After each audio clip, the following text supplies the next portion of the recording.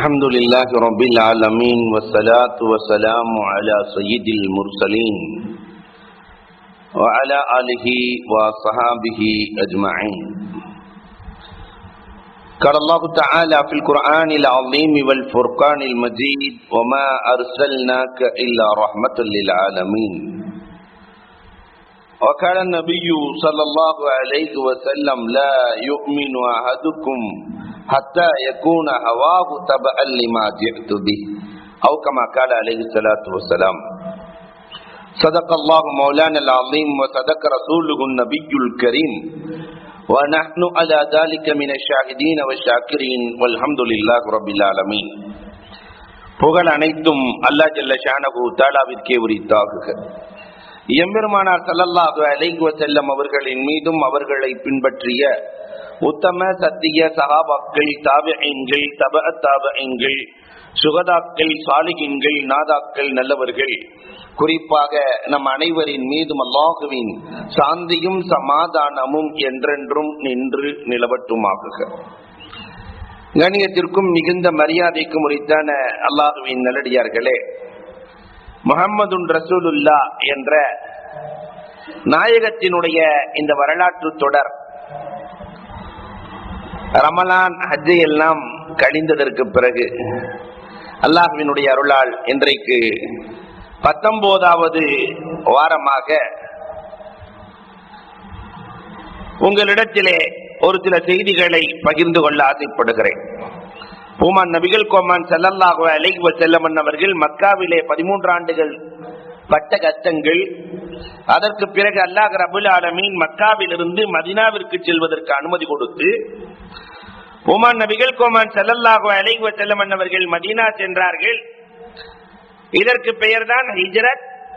இந்த ஹிஜ்ரத் எதுவரை தொடர்ந்தது என்றால் ஃபதஹ் மக்கா, ஹிஜ்ரி 8 வரை ஹிஜ்ரத் இருந்தது. கொஞ்சம் கொஞ்சமாக அபிசீனியாவுக்கு சென்றவர்கள் வந்தார்கள், மக்காவில் இருந்து வந்தார்கள், பெருமானாரோடு மக்காவில் இருந்து மதீனாவிற்கு சென்றார்கள். இந்த ஹிஜ்ரத்தின் தொடர் எப்பொழுது முடிகிறது? ஹிஜ்ரி 8 ஃபதஹ் மக்கா, மக்காவை வெற்றி கொள்ளுகிற வரை ஹிஜ்ரத்தின் தொடர் இருந்தது. உமர் நபிகள் கோமான் ஸல்லல்லாஹு அலைஹி வஸல்லம் மதீனா சென்ற வரலாறுகளை, குபாவிலே தங்கிய வரலாறுகளை, பெருமானார் மதீனாவிற்குள்ளே நுழைந்த வரலாறுகளை எல்லாம் கண்டோம். பெருமானார் ஸல்லல்லாஹு அலைஹி வஸல்லம் அவர்கள் மதீனாவிற்கு சென்று முதலில் நடத்திய ஜுமா என்பது அங்குதான் துவங்குகிறது. முதலில் நடத்திய ஜுமா பனு சாலிம் கோத்திரத்தார்கள் இருக்கிற பகுதியில் தான் பெருமானார் ஸல்லல்லாஹு அலைஹி வஸல்லம் முதல் ஜுமா நடத்துகிறார்கள். அப்ப மெம்பர் எல்லாம் இல்லை. பெருமானார் ஸல்லல்லாஹு அலைஹி வஸல்லம் நின்று கொண்டே ஜுமா நடத்துவார்கள், உபதேசம் செய்வார்கள். பிறகு மதீனாவிற்கு சென்றார்கள். சஹில் சுஹைல் என்ற 2 இளைஞர்கள், சிறுவர்கள், யத்தீம்கள் பெருமானார் ஸல்லல்லாஹு அலைஹி வஸல்லத்திற்கு இடமளிக்கிறார்கள் பள்ளிவாசலுக்காக. அன்றைக்கு கட்டப்பட்ட பள்ளிதான் இன்று வரை இருக்கிறது. பெருமானார் ஸல்லல்லாஹு அலைஹி வஸல்லம் பள்ளியை கட்டிய காலத்திலிருந்து ஜுமாவை நடத்தினார்கள். ஹிஜ்ரி 7 வரை இந்த மெம்பர் கிடையாது. ஹிஜ்ரி 7 வரை வேறு என்ன இருந்தது? ஒரு மரக்கட்டை. பெருமானார் ஸல்லல்லாஹு அலைஹி வஸல்லம் சாய்ந்து கொண்டு பேசுவார்கள். இந்த மரக்கட்டையிலே சாய்ந்து கொண்டு பெருமானார் பேசுவார்கள். ஹிஜ்ரி 7 வரை அப்படித்தான் இருந்தது. இதை பார்த்த ஒரு பெண்மணி பெருமானாரிடத்திலே சொல்லுகிறார்கள்: நாயகமே, எனக்கு தெரிந்த ஒரு நஜ்ஜார் இருக்கிறார், என்னிடத்தில் வேலை செய்கிற என்னுடைய அடிமை ஒருவர் இருக்கிறார், நல்ல மரவேலை பார்ப்பார், உங்களுக்கு உட்கார்ந்து உபதேசம் நல்குவதற்காக ஒரு மிம்பர் செய்து தரட்டுமா என்று பெருமானார் ஸல்லல்லாஹு அலைஹி வஸல்லம் இடத்தில் கேட்க பெருமானாரும் அனுமதி கொடுக்கிறார்கள். அதற்கு பிறகு பொதுவாகவே நமக்கு ஒரு வளமை இருக்கிறது, இந்த பள்ளிவாசல் விஷயத்துல மட்டும் சொன்னதை மறந்து போயிடுவோம், திருப்பி இன்னொருத்தர் வந்து நினைவூட்டணும். அதே மாதிரி அந்த அம்மா மறந்து போச்சு. பெருமானார் ஸல்லல்லாஹு அலைஹி வஸல்லம் ஒரு சஹாபியை அனுப்புகிறார்கள். அதற்கு பிறகுதான் மெம்பர் வருகிறது. அந்த கட்டையில பெருமானார் சாய்ந்து கொண்டு பேசுவார்களே, அந்த கட்டை பக்கத்தில் இருக்கிறது, மெம்பர் போடப்பட்டது. அந்த மெம்பரின் படிகள் வரலாறு சொல்லுகிறது, ஹதீஸ் நூல்கள் சொல்லுகிறது 3. 2 படியிலே பெருமானார் ஏறுவார்கள், 3ஆவதில் அமர்வார்கள். அப்ப 3 ஆமீன் சொல்லி இருக்கிறார்களே ஜிப்ராயில் அலைஹிஸ்ஸலாம் துஆ செய்ய என்றால் கீழே ஒரு ஆமீன், முதல் படியில் ஒரு ஆமீன், 2வது படியில் ஒரு ஆமீன் என்றுதான் ஃபத்ஹுல் பாரியினுடைய ஆசிரியர் இப்னுல் ஹஜர் ரஹ்மத்துல்லாஹி தஆலா அலைஹி அவர்கள் சொல்லித் தருகிறார்கள். பெருமானார் ஸல்லல்லாஹு அலைஹி வஸல்லத்திற்கு மெம்பர் தயாராகிறது. மெம்பரிலே பெருமானார் ஸல்லல்லாஹு அலைஹி வஸல்லம் 2 படிகள் ஏறி அமர்ந்து குத்பா நடத்துகிறார்கள். குத்பா ஓத ஓத யாரோ அழுவதை போன்று குரல் கேட்டுக்கொண்டே இருக்கிறது. யாரோ அழுது கொண்டிருப்பதை போன்றே குரல் கேட்டுக்கொண்டிருக்கிறது. யார் அழுகிறார்கள்? கடைசியில தொழுகை எல்லாம் முடிஞ்சதுக்கு பிறகு பெருமானார் ஸல்லல்லாஹு அலைஹி வஸல்லம் அவர்கள் அந்த ஹன்னானா என்ற அந்த தூணிலே எதிலே பெருமானார் சாய்ந்து கொண்டு பேசினார்களோ அந்த தூண் அழுது கொண்டிருக்கிறது. பெருமானார் ஸல்லல்லாஹு அலைஹி வஸல்லம் அவர்கள் ஆறுதல் சொல்லுகிறார்கள். உன் மீது சாயவில்லை என்பதற்காக நீ அழுகிறாயா? சொர்க்கத்தில் என்னோடு நீ இருக்க வேண்டுமா? பெருமானார் ஸல்லல்லாஹு அலைஹி வஸல்லம் கேட்டு அதே இடத்திலே அந்த தூண் இன்றைக்கும் உஸ்துவானத்தை ஹன்னானாவாக, நீங்க ரவுலாவிலே சொல்லக்கூடியவர்களுக்கு தெரியும், மெஹராப் பெருமானார் ஸல்லல்லாஹு அலைஹி வஸல்லம் தொலை வைத்த அந்த மெஹராபுக்கும் வெளியே வருகிற இடத்திற்கும் பக்கத்திலே இருக்கிற தூண்துவான் உஸ்துவானத்தை ஹன்னானா, உஸ்துவானத்தை அபூலு பாபா அதற்கு அருகிலே இருக்கிறது. மதீனாவிற்கு சென்றவர்களுக்கு நன்றாக தெரியும். பெருமானார் ஸல்லல்லாஹு அலைஹி வஸல்லம் அவர்கள் அந்த தூணுக்கு ஆறுதல் வார்த்தைகளை சொல்லித் தருகிறார். பெருமானாரின் பிரிவை அந்த தூணால் கூட தாங்கிக் கொள்ள முடியவில்லை. அப்ப சஹாபாக்களினுடைய நிலை எப்படி இருந்திருக்கும் என்பதை நாம் எண்ணி பார்க்கிறோம். பெருமானாரினுடைய காலத்தில் ஒரே ஒரு மெம்பர் தான். பெருமானாரினுடைய வஃபாத்துக்கு பிறகு அபூபக்கர் ரலியல்லாஹு தஆலா நாயகம் உட்கார்ந்த படியிலே உட்கார முடியாது என்று முதல் படி ஏறினார்கள், 2வது படியில உட்கார்ந்து குத்பா நடத்துவார்கள். அபூபக்கர் ரலியல்லாஹு தஆலா 2.5 வருஷம் ஆட்சிக்கு பிறகு உமர் ரலியல்லாஹு தஆலாவினுடைய ஆட்சி வந்தது. உமர் ரலியல்லாஹு தஆலா அபூபக்கர் ரலியல்லாஹு உட்கார்ந்த இடத்துல எல்லாம் உட்கார முடியாதுன்னு கீழே முதல் படியிலே உட்கார்ந்தார்கள். உமர் ரலியல்லாஹு தஆலா ஏறத்தாழ 10 ஆண்டு காலம் கிலாபத் பணியை அழகாக ஏற்று நடத்தினார்கள். அதற்கு பிறகு உஸ்மான் ரலியல்லாஹு வருகிறார்கள். நேரா போய் மேலே ஏறி உட்கார்ந்தாங்க. நேரா மேலே ஏறி உஸ்மான் ரலியல்லாஹு தஆலா சில மாற்றங்களை எல்லாம் ஏற்படுத்தினார்கள். ஏன்னா இல்லாட்டி குளிக்கு மேல குளி கீழே போய்கிட்டே இருக்கிறோம். அதனால மேலே ஏறி அமர்ந்தார்கள். உஸ்மான் ரலியல்லாஹு தஆலாவுக்கு பிறகு முஆவியா ரலியல்லாஹுவினுடைய ஆட்சி காலத்துல அந்த 3 படிக்கு மேல எக்ஸ்ட்ரா ஒரு 6 தரஜா 6 படிக்கட்டுகளை முஆவியா ரலியல்லாஹு தஆலா ஏற்படுத்தி அங்கே உட்கார்ந்தார்கள். மெம்பர் என்பது இங்கு மட்டும்தான் இருக்கிறது. உமர் ரலியல்லாஹுவினுடைய ஆட்சி காலத்துல அம்ர் இப்னு ஆஸ் ரலியல்லாஹு தஆலா மிஸ்ரை வெற்றி கொண்ட போது புஸ்தாத் என்ற பகுதியிலே அவர்கள் இருக்கிறார்கள். அங்கே மெம்பர் செய்தார்கள். இந்த செய்தி உமர் ரலியல்லாஹுவுக்கு கிடைக்கிறது.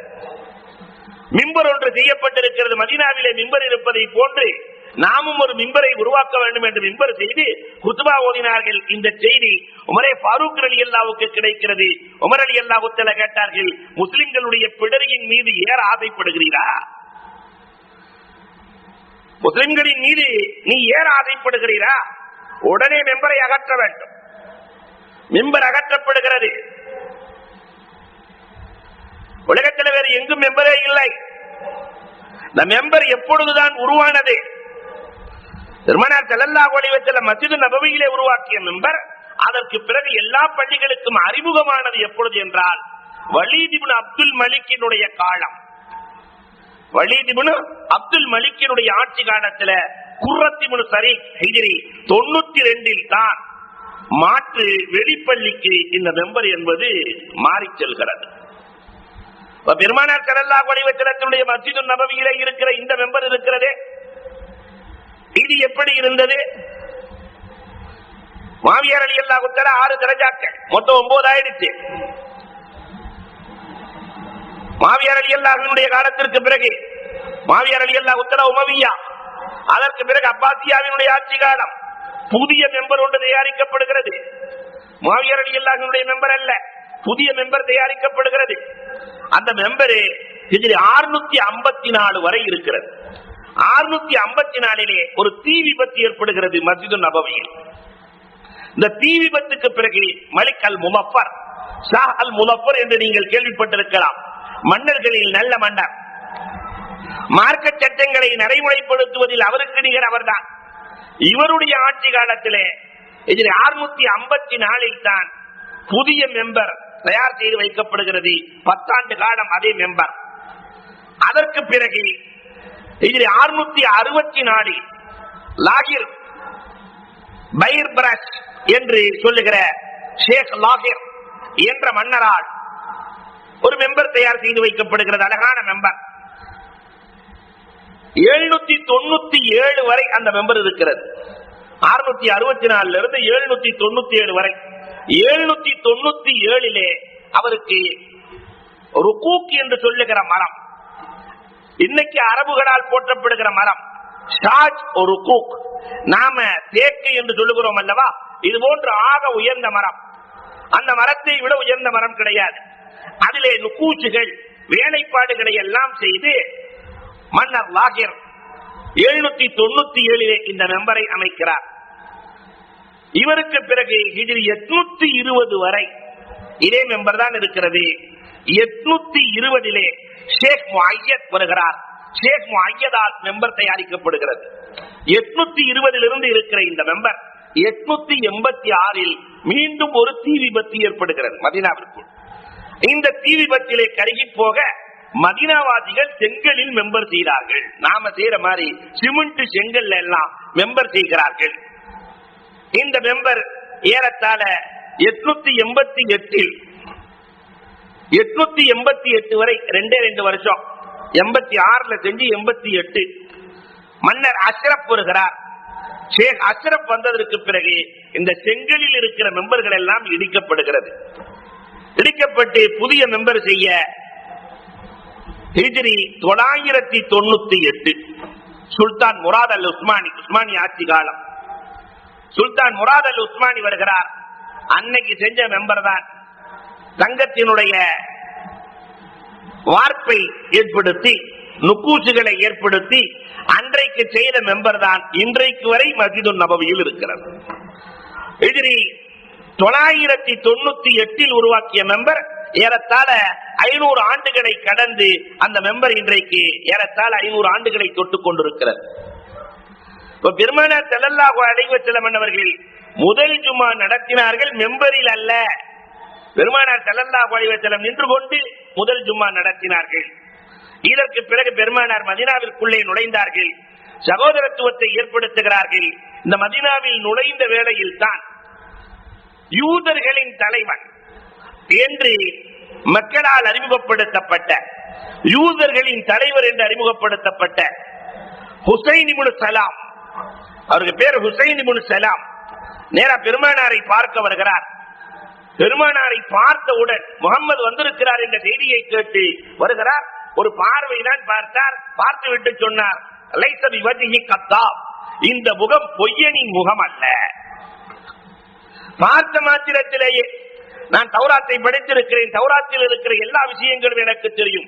இந்த முகத்தை நான் பார்க்கிறேன், இது பொய் சொல்லக்கூடியவரின் முகம் அல்ல, உண்மையை சொல்லக்கூடியவரின் முகம். 3 கேள்விகளை உங்களிடத்தில் நான் கேட்க வேண்டும். ஜிப்ராயீலின் தொடர்பை பெற்ற நபிகள் பெருமானார் ஸல்லல்லாஹு அலைஹி வஸல்லம் கேளுங்கள் என்ன. முதல்ல கியாமத் மதா மதத்தா, கியாமத் எப்பொழுது வரும், அதனுடைய அடையாளம் என்ன. இரண்டாவது கேள்வியாக கேட்டார், சொர்க்கவாசிகள் சாப்பிடுகிற முதல் உணவு எது. மூன்றாவது ஒரு கேள்வி கேட்டார், பிறக்கிற குழந்தை தாய்க்கும் தகப்பனுக்கும் ஒப்பாக இருக்கிறதே, இது எதை வைத்து என்ற இந்த 3 கேள்விகளை கேட்கிறார். பெருமானார் ஸல்லல்லாஹு அலைஹி வஸல்லம் அவர்கள் ஜிப்ராயீலின் வருகையை பெற்ற நாயகம் சொன்னார்கள், முதலில் ஒரு நெருப்பு வரும், மஸ்ரிக்கிலிருந்து மக்ரிப் வரை, கிழக்கிலிருந்து மேற்கு வரை அந்த நெருப்பு மக்களை அழிக்கும். இதுதான் கியாமத் நாளினுடைய முதல் அடையாளம். சொர்க்கவாசிகள் சாப்பிடுகிற முதல் உணவு எது? கபிதுல் ஹூத், மீனினுடைய ஈரல். முதல்ல சொர்க்கவாசிகளுக்கு அல்லாஹ் கொடுக்கிற உணவு மீனின் ஈரல். குழந்தை எப்படி ஒப்பாக பிறக்கிறது, தாய் தகப்பனுக்கு ஒப்பாக எப்படி இருக்கிறது. பெருமானார் ஸல்லல்லாஹு அலைஹி வஸல்லம் சொன்னார்கள், இன்னைக்கு இந்த சமூகத்திற்கு விஞ்ஞானம் சொல்வதை போன்று அன்றே சொன்னார்கள், ஆணினுடைய அல்லாஹ் ரப்பல் ஆலமீன் உருவாக்கி இருக்கிற இந்த மணித்துளி மிகைக்கிற போது இன்னைக்கு விஞ்ஞானம் சொல்லுகிறது எக்ஸ் ஆக எக்ஸ் ஒய்யாக இரண்டு விதமாக ஆணினுடைய விந்தணுக்கள் சேருகிறது. பெண்ணினுடைய விந்தணு எப்பொழுதுமே பெண்ணினுடைய கருமுட்டை எக்ஸ் ஆகத்தான் இருக்கும். ஆணினுடைய விந்தணு தான் எக்ஸ் ஆகவும் இருக்கும், எக்ஸ் ஒய்யாகவும் இருக்கும். எக்ஸ் ஆக கலந்தால் பெண் பிள்ளை பிறக்கும், எக்ஸ் ஒய்யாக கலந்தால் ஆண் பிள்ளை பிறக்கும். ஆக ஆணை வைத்துத்தான், ஆணின் விந்தணுவை வைத்துத்தான் பெண் ஆண் என்பது தீர்மானிக்கப்படுகிறது. ஆண் பிள்ளைகளையும் பெண் பிள்ளைகளையும் தீர்மானிப்பது ஆண் தான். ஆனா இன்னைக்கு நிறைய பேருக்கு அது தெரியதில்லை. ரெண்டு பொம்பளை புள்ள பிறந்துச்சுன்னாக்கா இவனாலதான் பொம்பளை புள்ள பிறந்திருக்கு, பொம்பளை புள்ள பிறந்துச்சுன்னு வீட்டுக்கே போறதில்லை. என் முன்னாடி பொம்பளை புள்ளைய பெற்றுட்டான் வீட்டுக்கே போறதில்லை. பெருமானார் ஸல்லல்லாஹு அலைஹி வஸல்லம் அன்றே சொன்னார்கள், ஆணினுடைய விந்தணுவை வைத்துத்தான் குழந்தை தீர்மானிக்கப்படுகிறது, ஒப்பாக்கப்படுகிறது. இதை கேட்ட உடனே அப்துல்லாஹ் இப்னு சலாம், ஹுசைன் இப்னு சலாம், உங்க பேர் என்னன்னு கேட்டாங்க பெருமானார். ஹுசைன் இப்னு சலாம் என்றார். உடனே பெருமானார் ஸல்லல்லாஹு அலைஹி வஸல்லம் இனிமேல் ஹுசைன் இப்னு சலாம் அல்ல அப்துல்லாஹ் இப்னு சலாம் என்றார்கள். அல்லாஹு அக்பர். அதற்கு பிறகு அப்துல்லாஹ் இப்னு சலாம் என்று சொல்வதை எனக்கு பெருமானார் பேர் வைத்தார்கள். எல்லா பிள்ளைகளும் பிறக்கிற போது பெற்றோர்கள் பேர் வைப்பார்கள் இல்லையா? ஆனால் அப்துல்லாஹ் இப்னு சலாமுக்கு கிடைத்த பெரிய வாக்கியம், ஹுமான் நபிகள் கோமான் ஸல்லல்லாஹு அலைஹி வஸல்லம் அப்துல்லாஹ் இப்னு சலாம் என்று பெயர் வைக்கிறார்கள். அதை பெருமையோடு தன் வாழ்நாளெல்லாம் எண்ணிக்கொள்வார்கள். ஹுமான் நபிகள் கோமான் ஸல்லல்லாஹு அலைஹி வஸல்லத்தோடு மதீனாவிலே சேர்ந்திருக்கிறார்கள். ஒரு நாள் பெருமானார் ஸல்லல்லாஹு அலைஹி வஸல்லம் சொன்னார்களே, யதுகுலு மின் ஹாதல் ஃபஜ்ஜி ரஜுலுன் மின் அஹ்லில் ஜன்னah. இந்த தெருவில் ஒருத்தர் வருவார், உள்ளே இந்த தெருவிலே நுழைந்து வருகிறார், இவர் சொர்க்கவாசி என்றார்கள். பள்ளிவாசலில் இருக்கிற எல்லா நபித்தோழர்களும் விரைந்து சென்று தெருவின் வழியாக யார் வருகிறார் என்று பார்க்கிறார்கள். அப்துல்லாஹ் இப்னு சலாம் ரலியல்லாஹு தஆலா அவர்கள் வருகிறார்கள். பெருமானார் சொன்னார்கள், அப்துல்லாஹ் இப்னு சலாம், உங்களுக்கு அல்லாஹ் ரப்பல் ஆலமீன் 2 கூலியை வைத்திருக்கிறான். வேதக்காரர்களுக்கு கொடுத்த கூலி ஒன்று, முந்தைய வேதத்தை பின்பற்றியவர்கள் என் வேதத்தையும் பின்பற்றியதால் 2 கூலி உங்களுக்கு உண்டு. மற்றவங்களுக்கு 1 கூலினா 2 கூலி. பெருமானார் ஸல்லல்லாஹு அலைஹி வஸல்லத்தை ஈமான் கொண்டவுடன், நாயகமே, யூதர்கள் என்னை என்ன வசைபாடுவார்கள் தெரியுமா? நான் இஸ்லாமான செய்தியை உங்கள் யூதர்களிடத்திலே வெளிப்படுத்த வேண்டாம், நான் இஸ்லாமான செய்தியை வெளிப்படுத்த வேண்டாம், வெளிப்படுத்தாமல் என்னை பற்றி அவர்களிடத்திலே கேளுங்கள் நாயகமே. பெருமானார் ஸல்லல்லாஹு அலைஹி வஸல்லம் யூதர்களை அழைத்து கேட்கிறார்கள், அப்துல்லாஹ் இப்னு சலாமை பற்றி நீங்கள் என்ன நினைக்கிறீர்கள்?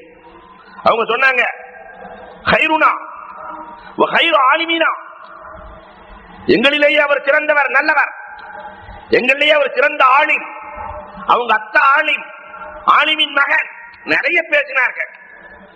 அப்துல்லாஹ் இப்னு சலாம் வெளியே வருகிறார்கள். நான் இந்த நபியை ஈமான் கொண்டு விட்டேன், அஷ்ஹது அல்லா இலாஹ இல்லல்லாஹ் அன்னக ரசூலுல்லாஹ் என்று சொல்ல யூதர்கள் அப்படியே மாற்றி பேசுகிறார்கள். இவர் யார் தெரியுமா? ஷர்ருனா, எங்களே ஆக மோசமான ஆள் இவங்கதான், இந்த ஆள் மாதிரி மோசமான ஆள் இல்ல, எங்கள் ஆலிம்களிலேயே ஆக கெட்டவர் இவர்தான், அறிஞர்களிலேயே. இதைத்தான் நாயகமே யூதர்கள் செய்து வருகிறார்கள். பெருமானார் ஸல்லல்லாஹு அலைஹி வஸல்லம் இடத்திலே சொல்லி காட்டுகிறார்கள். பெருமானார் ஸல்லல்லாஹு அலைஹி வஸல்லம் மதீனாவிற்குள்ளே நுழைந்து யூதர்களில் இஸ்லாத்தை ஏற்ற அப்துல்லாஹ் இப்னு சலாம் பெருமானாருக்கு மகிழ்ச்சியை அளிக்கிறது. அல்லாஹு அக்பர். இந்த ஹிஜ்ரி 1 பெருமானார் மதீனாவிலே நுழைந்து முதல் வருடம் நிகழ்ந்த நிகழ்வுகள் நிறைய. அதில் ஒரு சில நிகழ்வுகளை உங்களோடு நான் பகிர்வேன். பெருமானார் மதீனாவிற்கு சென்று சில மாதங்களிலேயே தொழுகை ஹலர் சஃபர் என்று பிரிக்கப்படுகிறது. ஹலர் சஃபர் என்று பிரிக்கப்படுகிறது. அதுவரைக்கும் தொழுகை கடமையானது எப்பொழுது? மியாராஜுக்கு பின்னால் தொழுகை கடமையாக்கப்பட்டது. மியாராஜுக்கு பிறகு தொழுகை கடமை. ஆனா 2 ரக்காத்து தான், எல்லாமே 2 தான். லுஹர் 2, அஸர் 2, மக்ரிப் 2, இஷா 2, ஃபஜ்ர் 2. மதீனாவிற்கு சென்ற முதல் வருடத்திலேதான் சஃபர் தொழுகை மட்டும் 2ஆக ஆக்கப்பட்டது. மற்ற தொழுகைகள் எல்லாம் மகரிப் 3 ரக்காத்து, இஷா 4 ரக்காத்து, லுகர் 4 ரக்காத்து, அஸர் 4 ரக்காத்து என்று ரக்காத்துக்களின் அமைப்பு கிடைத்தது ரபியுல் ஆகிர் என்று வரலாறுகள் பேசுகிறார். ரக்காத்துக்களின் அமைப்பு ஜிப்ராயில் வந்து சொல்லித் தருகிறார்கள். ஆனால் சஃபர் தொழுகையை அப்படியே விட்டு வைத்தார்கள். 2 ரக்காத்தா நீங்க சஃபரில் ஆக்கிக் கொள்ளுங்கள். இதை வச்சுதான் சஃபரினுடைய சட்டங்கள் எடுக்கப்படுகிறது. சஃபரின் சட்டங்கள் ஸலாத்து சஃபர் இந்த ஹனபி மதுஹபை சார்ந்தவர்கள் இல்லையா, இங்க 2 மதுஹபும் கலந்து இருக்கிறாங்க. அதனால ஹனபி மதுஹபை நான் சொல்லுகிறேன். ஹனபி மதுஹபிலே இந்த சஃபர் தொழுகை இருக்கிறதே, பயண தொழுகை இருக்கிறதே, இது அஸீமத், கட்டாயம் தொழுகை தீரணும். இல்ல நான் 4 ரக்காத் தான் தொழுவேன், தொழக்கூடாது. மார்க்கத்தை மதிக்கவில்லை, அல்லாஹ் கொடுத்த சட்டத்தை மதிக்கவில்லை, அதனால 2 தொழு. ஒருத்தர் 4 தொழுதுட்டாரு, அத்தஹியா திருப்பி இருந்திருந்தார்னா 2 ரக்காத்துக்கு பிறகு ஒரு அத்தஹியா திருப்பி இருப்போமே, அப்படி இருந்துட்டாருன்னா முதல் 2 ரக்காத்து பரலா போயிடும், அடுத்த 2 ரக்காத்து நபியா போயிடும். ஆக சஃபரினுடைய தொழுகை அஸீமத் என்கிறார்கள். காரணம் பெருமானார் ஸல்லல்லாஹு அலைஹி வஸல்லம் அவர்களுக்கு அது வழங்கப்பட்ட காரணத்தினால் அது அஸீமத். அது மட்டுமல்ல அன்புக்குரியவர்களே, கஸருக்கான அந்த தூரமும் அப்பொழுதுதான் நிர்ணயிக்கப்படுகிறது. 3 மைல் 3 நாள் தூரம். 3 நாள் தூரம்ங்கிறது ஏறத்தாழ 48 மைல். ஒரு நாளைக்கு நடுத்தரமாக நடக்கக்கூடிய அளவு 16 மைல். கிலோமீட்டர் இல்ல, 16 மைல். ஒரு மைல்ங்கிறது 1.5 கிலோமீட்டர் இல்லையா? அப்ப 48 பெருக்கல் 1 நீங்க கணக்கு போட்டுக்கங்க, 72 மைல் தூரம் ஒருவர் பயணம் செய்வதாக இருந்தால் ஊரின் எல்லையை கடந்ததற்கு பிறகு சஃபர் தொழுகையை ஆரம்பம் செய்யலாம். 72 மைல், நான் ஹனபி மதுஹபினுடைய சட்டத்தை சொல்லுகிறேன். 72 மைல் அளவுக்கு பயணம் செய்வதாக இருந்தால், 72 கிலோமீட்டர் பயணம் செய்வதாக இருந்தால் ஊரின் எல்லையை கடந்ததற்கு பிறகு பயணத்தை செய்து கொள்ளலாம். நாம் சஃபராக தொழுது கொள்ளலாம். இங்கு இமாம்கள் நிறைய சட்டங்களை வகுத்து கொடுக்கிறார்கள். அல்லாஹு அக்பர். ஒருத்தர் அரசு உத்தியோகத்தில் வேலை செய்கிறார், இங்கிருந்து விழுப்புரத்தில் வேலை செய்யறார். உதாரணத்திற்கு வைத்துக் கொள்ளலாம். 5 நாள் அங்க இருப்பார், 2 நாள் திருப்பி ஊருக்கு வந்துடுறார். அவர் ஊர் சென்னை, ஊருக்கு வந்துடுறார். 5 நாள் விழுப்புரத்தில் இருக்கிறார், 2 நாள் சொந்த ஊருக்கு வந்து விடுகிறார். இப்ப இவர் விழுப்புரத்தில் எப்படி தொழுவது? ஜமாத்து கிடைக்கல, விழுப்புரத்தில் எப்படி தொழுகிறது? அவரு கியாமத்து வரைக்கும் மௌத்தா போற வரைக்கும் இருந்தாலும் அவருக்கு அது சஃபர் தான், 2ஆகத்தான் தொழுவார். ஏன்னா 15 நாள் அதற்கு கம்மியாக ஒருவர் தங்கி இருப்பார். ஆனால் அவருக்கு எத்தனை ரக்காத் தான்? 2 ரக்காத்து தான். 15 நாளைக்கு மேலே ஒரு இடத்தில் தங்குவதை நியத்து செய்தால் தான் அவர் 4ஆக தொழ வேண்டும். சரி, ஒருவர் 15 நாள் பயணம் செல்கிறார், மபீத் எங்கே தெரியல, பிசினஸுக்காக புறப்பட்டு செல்கிறார். பாம்பேல போய் 15 நாள் தங்கலாம் என்று. ஆனா ஒவ்வொரு நாளும் இரவு பக்கத்து ஊருக்கு ஒரு நாள் குஜராத்ல தங்க வேண்டியிருக்கு, ஒரு நாள் அகமதாபாத்ல தங்க வேண்டியிருக்கு, இங்க தங்க வேண்டியிருக்குது. மபீத் இரவு தங்குதலை வைத்து தீர்மானிக்கப்படுகிறது. 15 நாளும் இரவு பாம்பேலேயே தங்கறதா இருந்துச்சுன்னா அவருக்கு 4 ரக்காத். அப்படி இல்லை, ஒவ்வொரு ஊராக சென்று தங்க வேண்டி இருக்கும். மபீத் ஒரே இடத்தில் இல்லை, இரவு தங்கிதல் ஒரே இடத்தில் இல்லை என்றால் அவர் திரும்புகிற வரை கசர்தான். நாடோடிகள் அவங்களுக்கு எப்பயுமே கசர் தான். எங்க போய் எப்ப தங்குவாங்க? 72 கிலோமீட்டரை தாண்டி விட்டால் கசரதா. இந்த சட்டங்களை எல்லாம் புகாக்கள் எடுக்கிறார்கள். சரி, ஒரு இடத்திற்கு செல்லுகிறோம், பயணத்திலே இமாம் தொழ வைக்கிறார், நாம எத்தனை ரக்காத் தொழுகிறது என்றால் அப்ப நாம முசாபிர் கணக்கல்ல, முக்கியமான இமாம் தொழ வைத்தால் அவருக்கு பின்னால் சேர்ந்து தொழுகிற போது 4 ரக்காத் தான். இமாம் இல்ல, ஆலிம்சா போயிட்டாரு, எல்லாரும் சேர்ந்து தொழ வைக்க சொல்றாங்க. இவர் பயணத்தில் இருக்கிறார், இவர் தொழ வைக்கிற போது மக்களிடத்திலே சொல்லிக் கொள்ள வேண்டும், அத்திமு ஸலாத்தக்கும் இன்னி முசாஃபிர், உங்கள் தொழுகையை பூர்த்தியாக்கிக் கொள்ளுங்கள், நான் முசாஃபிர். 2 ரக்காத் இவர் தொழ வைப்பார், மீதி உள்ள தொழுகைகளை இவர்கள் எழுந்து தொழ வேண்டும். மீதி உள்ள தொழுகைகளை இவர்கள் எழுந்து தொழ வேண்டும் என்ற சட்டங்களை எல்லாம் புகாக்கள் எடுத்துக் கொடுக்கிறார்கள்.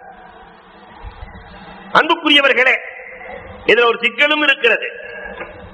நிறைய பேர் அறிய வேண்டிய விஷயம் என்னன்னா, சஃபர்ல கலாவாயிடுச்சு, பயணத்திலே கலாவானதை ஊரிலே தொழுகிற போது எப்படி தொழுவது? ஊரிலே கலாவானதை பயணத்திலே நேரம் கிடைக்கிறது, கலா தொழுகிறான் தொழுகிறார், எப்படி தொழுவது என்றால், சஃபரிலே கலாவானதை ஊரிலே தொழுதாலும் 2 ரக்காத் தான். ஒரு வெளியூருக்கு சென்றிருக்கிறார், அங்கு கலாவாயிடுச்சு, அங்கு கலாவானதை இங்கு நிறைவேற்றினால், சஃபரில் தொழாததை இங்கு நிறைவேற்றினால் இங்கு சஃபர் தான் 2 ரக்காத் தான். ஹலரிலே உள்ள கலாவை, உள்ளூரில் உள்ள கலாவை, உள்ளூரில் உள்ள கலாவை வெளியூரில் சஃபரில் கலா தொழுதால் 4ஆகத்தான் தொழ வேண்டும். இதையும் புரிந்து கொள்ள வேண்டும். இதுல முக்கியமான மத்தலாக்களில் மிக முக்கியமானது, மாமியா வீட்டுக்கு போற, மாமியா வீட்டுக்கு போகும்போது அவர் கசராக தொழுவதா அல்லது நிறைவாக தொழுவதா? நிறைய சர்ச்சைகளை உருவாக்கிய மசாயில்களில் இந்த மசாயிலும் ஒன்று. மாமியா வீட்டுல தான் பொண்டாட்டி இருக்கிறாங்க எப்பயுமே, இவர் போயிட்டு போயிட்டு வர்ற, தன் மனைவி அவங்க அம்மா வீட்டுல இருக்கிறாங்கன்னு சொன்னா அந்த ஊருக்கு இவர் செல்லுகிற போது 4 ரக்காத் தான். இவர் சஃபர் அல்ல, அந்த அம்மா அங்க இல்ல, இவர் கூட தான் இருக்குது, சும்மா விருந்தாளியா வந்துட்டு போறார் இவர் என்று சொன்னால் இவர் முசாஃபிரினுடைய சட்டத்திற்குள் வருகிறார். அம்மா வீட்டோடு மனைவி இருந்தால்தான் அது இக்காமத்தினுடைய சட்டம், அப்படி இல்லை என்று சொன்னால் சஃபரினுடைய சட்டம் தான். ஒத்தனை அசலி, ஒரு ஆளுக்கு எத்தனை ஊர் ஒத்தனை அசலியா இருக்கலாம்? அல்லாஹு அக்பர். நம்ம தமிழ்நாட்டு புகாக்கள், தமிழ்நாட்டினுடைய அறிஞர்கள் நிறைய பேர் பிரச்சனையாக இருந்தது இல்லையா? கலீல் அஹ்மத் கீரனூரி மத்தல் இல்லுஹு, அல்லாஹ் அவருடைய கபரை சொர்க்கத்தின் பூங்காவனமாக ஆக்குவானாக. அவங்க சொல்லுவாங்க, ஒத்தனை அசலி நிறைய இருக்கலாம். ஒருத்தர் நிறைய இடங்களில் தனக்கு சொந்தமான, உதாரணமா பள்ளப்பட்டிக்காரங்க இருக்கிறாங்க, அங்கே ஒரு வீடு இருக்கு, இங்கே ஒரு வீடு இருக்கும், சொந்தமாக இருக்கும். அதனால இதுவும் அவர்களுக்கு வத்தனை அசலிதான், அதுக்கும் வத்தனை அசலிதான். இங்கும் 4 ரக்காத்து தான், அங்கு சென்றாலும் 4 ரக்காத்து தான் என்று புகாக்கள் எழுதுகிறார்கள். இதில் கருத்து வேற்றுமைகளும் இருக்கிறது. அப்ப இத்தனை சட்டங்களை உள்ளடக்கிய இந்த சஃபர் தொழுகைக்கான சட்டம் உருவாக்கப்பட்டது எங்கே? மதீனாவிலே, அதுவும் முதல் ஆண்டு. மதீனாவிலே அதுவும் முதல் ஆண்டிலேதான் நீங்கள் 2 ரக்காத்தை சஃபருக்கு வைத்துக் கொள்ளுங்கள், மற்றதையெல்லாம் 3ஆக மகரிப், 4ஆக இஷாவும் அஸரும் லுஹரும் இருக்க வேண்டும், 2ஆக ஃபஜ்ர் இருக்க வேண்டும் என்று ஜிப்ராயில் அலைஹிஸ்ஸலாத்தால் கற்றுக் கொடுக்கப்பட்டது. ஹிஜ்ரி முதல் வருடத்திலேயே கற்றுக் கொடுக்கப்பட்டது. மதீனா நகரத்தினுடைய அமைப்பு. அன்புக்குரியவர்களே, எங்கு பார்த்தாலும் பெருமானார் சென்ற நேரத்திலே கால்ரா வபா, எங்கு பார்த்தாலும் மதீனாவினுடைய சீதோசனங்கள் ஒத்து வரவில்லை. ஹுமான் நபிகள் கோமான் ஸல்லல்லாஹு அலைஹி வஸல்லம் அவர்கள் அதையும் சரி செய்ய வேண்டியிருந்தது. மதீனாவின் சீதோசனம் ஒத்து வரவில்லை. பெருமானார் ஸல்லல்லாஹு அலைஹி வஸல்லம் அபூபக்கர் ரலியல்லாஹு ஒத்து வரல, பிலால் ரலியல்லாஹு ஒத்து வரல, நிறைய சஹாபிகளுக்கு ஒத்து வரவில்லை, அலி ரலியல்லாஹு ஒத்து வரவில்லை. பெருமானார் ஸல்லல்லாஹு அலைஹி வஸல்லம் அவர்கள் சீதோசனத்தை சரி செய்தார்கள். இதுல முக்கியமான விஷயம் என்னன்னா, மதீனாவிற்குள்ளே வபா வருவதாக இருந்தாலும், காய்ச்சல் வருவதாக இருந்தாலும் பெருமானார் இடத்துல கேட்காம வர முடியாது. இதுதான் வரலாறு சொல்லுகிற பாடம். காய்ச்சலுக்கு அரபியில பேரு உம்ம மல்தம். உம்மு மல்தம். காய்ச்சல் வருவதாக இருந்தால் நிறைய பேருக்கு அந்த காய்ச்சல் தான் நிறைய நோய்களுக்கான அறிகுறி. தொடர்ந்து ஒருத்தருக்கு காய்ச்சல் வருதா, டாக்டர் கேட்பார், தொடர்ந்து காய்ச்சல் வருதா, உடனே டெஸ்ட் பண்ணுங்க. தொடர்ந்து காய்ச்சலாக இருக்கிறதா, அது இதுவாக இருக்கலாம், அதுவாக இருக்கலாம். இந்த காய்ச்சல் வருவதாக இருந்தால் மதீனாவிற்குள்ளே மாணவியின் அனுமதி இல்லாமல் வர முடியாது. பெருமானாரினுடைய அனுமதி கேட்கிறது. பெருமானார் அனுமதி கொடுக்கிறார்கள். எல்லாம் காய்ச்சல், அன்னைக்கே சிக்குன் குன்யாவா மட்டன் குன்யா எல்லாம் வந்துருச்சு.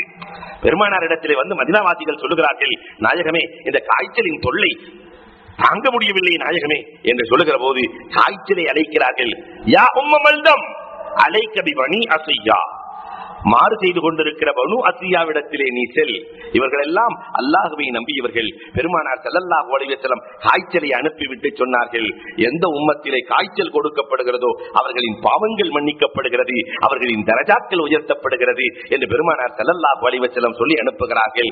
வபா மதீனாவை விட்டு செல்லுகிறது. வபா மதீனாவை விட்டு செல்லுகிறது. மதீனாவினுடைய சீதோஷணங்கள் சரியாகிறது. பெருமானார் சென்ற முதல் ஆண்டிலே இது நடக்கிறது. பெருமானார் ஸல்லல்லாஹு அலைஹி வஸல்லம் அந்த முதல் வருஷத்துல யூதர்கள் எல்லாம் ஒன்று சேர்ந்து அல்லாஹு அக்பர், இந்த முஹாஜிரின்களுக்கு குழந்தை பிறக்க கூடாதுன்னு பேசிட்டு இருக்கிறாங்க. இந்த செய்தி முஹாஜிர்களுக்கும் அன்சாரிகளுக்கும் கிடைக்கிறது. பொதுவாக சொல்லிடுவாங்களே, ஒரு செய்தி கிடைச்சுனாக்கா யூதர்கள் செய்வனைக்காரர்கள், செய்வனையில் அவர்களுக்கு நிகரானவர்கள் யாரும் இல்லை. ஏன்னா எல்லா சிகரினுடைய ஆயத்தும் மூசா அலைஹிஸ்ஸலாத்தினுடைய கௌமுக்கு தான் இறக்கப்பட்டிருக்கு. அதனால முஹாஜிர்களுக்கு மக்காவிலிருந்து மதீனாவிற்கு வந்தவர்களுக்கு குழந்தையே பிறக்க கூடாதுன்னு யூதர்கள் செய்வனை செய்து வைத்து விட்டார்கள். காட்டு தீயாக செய்தி பரவுகிறது. இனி முஹாஜிர்களுக்கெல்லாம் குழந்தை பிறக்காது. முஹாஜிர்களுக்கெல்லாம் குழந்தை பிறக்காது. முதல் முதலில் முஹாஜிருக்கு பிறந்த குழந்தை ஹிஜ்ரி 1 பிறக்கிறது. யார் தெரியுமா? அதுவும் அந்த பாக்கியமும் அபூபக்கர் ரலியல்லாஹுவினுடைய குடும்பத்துக்கு தான் கிடைக்கிறது. அஸ்மா ரலியல்லாஹு தஆலாவினுடைய அன்பு மகன் அப்துல்லாஹ் இப்னு ஜுபைர் ரலியல்லாஹு தஆலா. முதல்ல அப்துல்லாஹ் இப்னு ஜுபைர் ரலியல்லாஹு பிறக்கிறார்கள். ஆயிஷா ரலியல்லாஹுவினுடைய அக்கா இல்லையா? அப்துல்லாஹ் இப்னு ஜுபைர் ரலியல்லாஹு தஆலா பெருமானாரிடத்திலே அழைத்து வரப்படுகிறார்கள். குழந்தை பிறந்து பெருமானாருக்கு கொண்டு வரப்படுகிறது. எவ்வளவு பெரிய வாக்கியம், எவ்வளவு பெரிய வாக்கியம்! பெருமானார் ஸல்லல்லாஹு அலைஹி வஸல்லம் அவர்கள் பக்கத்தில் இருக்கிற பேரித்தம்பளத்தை மெண்டு அல்லாஹு அக்பர் அந்த மதுரமான ரசூல் ஸல்லல்லாஹு அலைஹி வஸல்லத்துடைய உமிழ் நீர் பேரித்தம்பளத்தோடு கலந்து மதீனாவிலே முதலில் பேர் வைத்த குழந்தை பெருமானார் பேர் வைக்கிறார்கள் அப்துல்லாஹ். அதனால ரசூல் ஸல்லல்லாஹு அலைஹி வஸல்லத்தினுடைய உமிழ் நீர் கலந்ததால் வீரமும் கல்வி ஞானமும், அல்லாஹு அக்பர், மார்க்க ஞானமும், சுஜாத் வீரம் என்றால் அப்துல்லாஹ் இப்னு ஜுபைரை பாருங்கள், இபாதத் என்றால் அப்துல்லாஹ் இப்னு ஜுபைரை பாருங்கள், தான தர்மங்கள் என்றால் அப்துல்லாஹ் இப்னு ஜுபைரை பாருங்கள். அத்தனைக்கும் உதாரணம் அப்துல்லாஹ் இப்னு ஜுபைர். முதலில் மதீனாவிலே பிறந்த யூதர்களின் சொல்லை நாசப்படுத்தி இல்லையா, முதலில் பிறந்த குழந்தை அப்துல்லாஹ் இப்னு ஜுபைர் ரலியல்லாஹு தஆலா. ஆயிஷா ரலியல்லாஹு தஆலா தூக்கி கொடுக்கறாங்க. ஆயிஷா ரலியல்லாஹு தஆலா தூக்கி கொடுக்கறாங்க, உன் பிள்ளைய நல்ல முறையில வளர்த்துக்கோ ஆயிஷா. ஏன்னா அக்கா மகதானே. பொதுவாகவே அம்மா மேல பாத்தமா இருக்கிறத விட எல்லா பிள்ளைகளும் சித்தி மேலதான் பாத்தமா இருக்கும். அதனாலதான் ஆயிஷா ரலியல்லாஹு கேட்பாங்களா, உங்களுக்கு ரொம்ப பிடித்தமான பிள்ளை யார் என்று கேட்கிற போது ஆயிஷா ரலியல்லாஹுவால் பலமுறை சொல்லப்பட்ட குழந்தைதான் அப்துல்லாஹ் இப்னு ஜுபைர் ரலியல்லாஹு தஆலா. அல்லாஹ் ரப்பல் ஆலமீன் நீண்ட ஆயுளை கொடுத்தான். பெற்றோர்களுக்கு கட்டுப்பட்ட பிள்ளைன்னா அப்துல்லாஹ் இப்னு ஜுபைரை தவிர வேறு யாரை பார்க்க முடியும்? பெற்றோர்களுக்கு கட்டுப்பட்ட பிள்ளை. தாய் தகப்பனுடைய சொல்லை மீறியதாக ஒரு வரலாறு இல்லை. அல்லாஹு அக்பர். தாய் தகப்பன் என்ன நாடுறாங்களோ அதை செய்கிற அற்புதமான குழந்தை. அது மட்டும் இல்ல, இபாதத். அவங்க நின்று தொழுதால் வரலாறு பேசுகிறது, சஹீஹான ஹதீஸ்கள் சொல்லுகிறது, வீட்டுக்குள்ள பாம்பு பூந்துருச்சு. எல்லாரும் பாம்பை விரட்டி அடிச்சு அந்த பாம்பை வெளியே எடுத்து செல்கிறார்கள். பாம்பு உள்ள நுழைஞ்சா எல்லாம் அமைதியாவை விரட்டுவாங்க. உள்ள நுழைச்சுனா ஊரையே கூட்டிடுவாங்க. எல்லாம் அடிச்சு விரட்டி எல்லாம் முடிச்சாச்சு. தொழுது முடித்ததற்கு பிறகு அப்துல்லாஹ் இப்னு ஜுபைர் ரலியல்லாஹு தஆலாவிடத்திலே பாம்பு இங்கே புகுந்தது அப்படியான்னு கேட்டாங்களாம். உள்ளே நுழைந்தது, அடிபட்டது, அதற்கான எதையுமே அவர்கள் யோசிக்கவில்லை. தக்பீர் கட்டி விட்டார். அல்லாஹு அக்பர் அவர்களின் மீது பறவை அமர்ந்தால் கூட தெரியாது. அந்த அளவிற்கு அப்துல்லாஹ் இப்னு ஜுபைர் ரலியல்லாஹு தஆலா இபாதத் செய்வார்கள் என்று வரலாறு பேசுகிறது. இந்த அப்துல்லாஹ் இப்னு ஜுபைர் ரலியல்லாஹு தஆலா எல்லா நிகழ்வுகளிலும் பெருமானார் பேர் வச்சது இல்லையா, பெருமானார் தூக்கி வளர்த்தவில்லை இல்லையா. அதனால உஸ்மான் ரலியல்லாஹு தஆலாவினுடைய அந்த முற்றுகை 45 நாட்கள் உஸ்மான் ரலியல்லாஹுவை முற்றுகையிட்டு இருந்தார்களே, அந்த 45 நாளும் உஸ்மான் ரலியல்லாஹுக்கு அருகிலேயே இருந்து தன் உயிரை கொடுத்து உஸ்மான் ரலியல்லாஹுவை காப்பாற்றுவதற்காக இருந்தவர்கள் தான் இந்த அப்துல்லாஹ் இப்னு ஜுபைர் ரலியல்லாஹு தஆலா. இதை விட அற்புதம் என்ன தெரியுமா? அல்லாஹு அக்பர். ஹுசைன் ரலியல்லாஹு தஆலா கூஃபாவாசிகளால், ஈராக்கிலிருந்து கூஃபாவாசிகளால் 16,000 கடிதம் வருகிறது. யஸீதினுடைய ஆட்சி பையத்து செய்து கொடுக்க வேண்டும் என்று மதீனாவிலே சொல்ல ஹுசைன் ரலியல்லாஹு தஆலாவும் அப்துல்லாஹ் இப்னு ஜுபைர் ரலியல்லாஹு தஆலாவும் இரவோடு இரவாக பயணிக்கிறார்கள் மதீனாவிலிருந்து. நாங்கள் யஸீதுக்கு பையத்து செய்து கொடுக்க மாட்டோம் என்று பயணம் செய்து மக்காவிலே வந்து தங்குகிறார்கள். சத்தியத்தோடு இருந்தவர்கள் மக்காவிலே வந்து தங்குகிறார்கள். மக்காவிலும் நெருக்கடி கொடுக்கப்படுகிறது. இப்ப அப்துல்லாஹ் இப்னு அப்பாஸ் ரலியல்லாஹு வந்து சேர்ந்து கொண்டார்கள். 3 பேர் தான் இருக்கிறாங்க. அல்லாஹு அக்பர். நெருக்கடி. ஹுசைன் ரலியல்லாஹு தஆலா 16,000 கடிதங்கள் கூஃபாவிலிருந்து வருகிற போது நான் புறப்படுகிறேன் என்று சொல்ல அப்துல்லாஹ் இப்னு ஜுபைர் ரலியல்லாஹு தஆலா கடிவாளத்தை பிடிக்கிறார்கள். ஒட்டகத்தினுடைய குதிரையினுடைய கடிவாளத்தை பிடித்துக் கொண்டு சொன்னார்கள், மரணத்தின் அறிகுறியை உங்கள் முகத்தில் காணுகிறேன். ஹுசைன் ரலியல்லாஹு பார்த்து, என் அருமை சகோதரா, செல்ல வேண்டாம், உங்கள் முகத்திலே நான் மரணத்தை காணுகிறேன், செல்ல வேண்டாம். இன்னொரு பக்கம் வந்து இப்னு அப்பாஸ் ரலியல்லாஹு பிடித்துக் கொண்டு சொல்கிறார்கள், செல்ல வேண்டாம், ஆனாலும் விதி யாரை விட்டு வைத்தது, உயர்ந்த மரணத்தை அல்லாஹ் கொடுக்க வேண்டும் என்று ஹுசைன் ரலியல்லாஹுக்கு தீர்ப்பாக கலாவாக எழுதி இருக்கிறானே. ஹுசைன் ரலியல்லாஹு புறப்படுகிறார்கள். மதீனாவிலேயே மக்காவிலேயே வாழ்வது என்று முடிவு செய்கிறார்கள். அப்துல்லாஹ் இப்னு ஜுபைர் யஸீத் 64 மரணம் அடைகிறார். யஸீத் நெருக்கடி. அதற்கு பிறகு ஹஜ்ஜாஜ் இப்னு யூசுப் காபத்துல்லா அவன் தகலகு கான ஆமீனா, அவன் அச்சமுள்ள பகுதி, அச்சமற்ற பகுதி. மக்காவுக்குள்ளே ஒருவர் நுழைந்து விட்டால் அவர் அச்சமற்றவராக மாறிவிட்டார். ஆனா அந்த மக்காவுக்குள்ளேயே அப்துல்லாஹ் இப்னு ஜுபைரோடு போர் செய்ய வேண்டும், அப்துல்லாஹ் இப்னு ஜுபைரோடு போர் செய்ய வேண்டும், அவரை கொன்று குவிக்க வேண்டும் என்று மக்காவுக்கு படையை அனுப்பினார் ஹஜ்ஜாஜ். அல்லாஹு அக்பர். பெருமானார் எதையெல்லாம் ஆசைப்பட்டார்களோ அப்படியே செய்தவர்கள். காபத்துல்லாவுக்குள்ள போறாங்க. காபத்துல்லாவுல பெருமானார் உள்ள போயிட்டு வெளியே வர்றதுக்கு ஒரு வழி இருந்தா நல்லா இருக்கும்னு நினைச்சாங்க. அப்துல்லாஹ் இப்னு ஜுபைர் ரலியல்லாஹு தஆலா அதை செய்து வைத்தார்கள். இன்னைக்கும் பார்த்தா தெரியும், காபத்துல்லாவுல மேல துணியை உயர்த்துகிற போது வெளியில அந்த ஹத்தீம் பகுதி இருக்கிறதெல்லாம் ஓவல் பகுதி, அதுல பார்த்தா இன்னொரு கதவு இருந்த இடம் தெரியும். அப்துல்லாஹ் இப்னு ஜுபைர் ரலியல்லாஹு தஆலா ஏற்படுத்திய நிறைய பெருமானார் எதையெல்லாம் விரும்பினார்களோ அதையெல்லாம் செய்த அந்த அப்துல்லாஹ் இப்னு ஜுபைர் ரலியல்லாஹு தஆலா 200 பேர்களோடு இருக்கிறார்கள். எந்த நிராயுதபாணியாக இருக்கிறார்கள். ஹஜ்ஜாஜின் படை வருகிறது. அம்மா வீரமங்கை அம்மாவிடத்திலே போய் சொல்லுகிறார்கள், அம்மா, என்னை கொல்வதற்காக இவர்கள் எல்லாம் படையை திரட்டி கொண்டு வந்திருக்கிறார்கள். அம்மா, இப்ப நம்ம அம்மா வரணும் என்னது ஓடி போயிருமா என்று சொல்லுவார்கள் இல்லையா? அஸ்மா ரலியல்லாஹு சிரிக்கிறார்கள். மகனே, சத்தியத்திற்காக நீ போர் செய்து ஷஹீதாக வேண்டும் என்று நான் ஆசைப்படுகிறேன். நாளை மறுமையிலே அல்லாஹ் என்னை அழைக்கிற போது ஷஹீதின் தாய என்று அழைக்க வேண்டும். நான் அதை கண்டு பெருமை கொள்ள வேண்டும். கண்ணு வேற தெரியாது அந்த அம்மாவுக்கு. அப்படி தடை பார்க்கிறாங்க. உருக்கு ஆடை.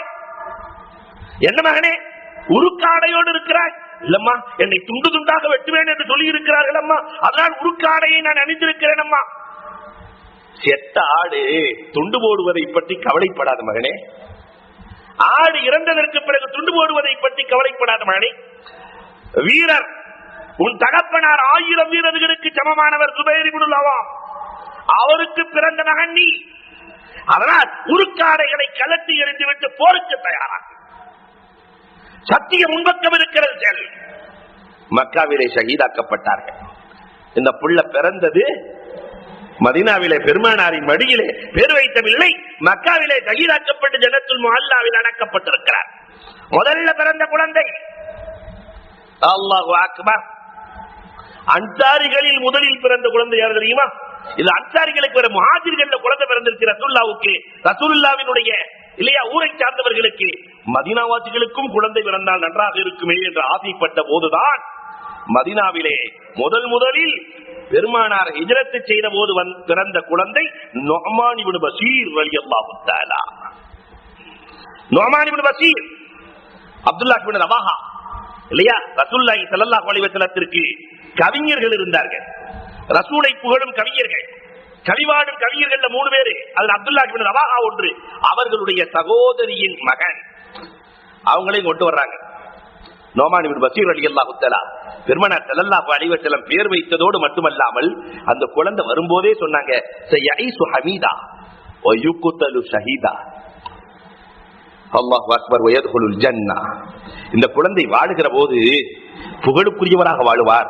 ஆனால் இவர் மௌத்தாவது ஷஹீதாக மௌத்தாவார். நாளை மறுமையிலே சொர்க்கத்திற்கு சொந்தக்காரராக இருப்பார். சொர்க்கத்தில் நுழைந்து கொள்வார்.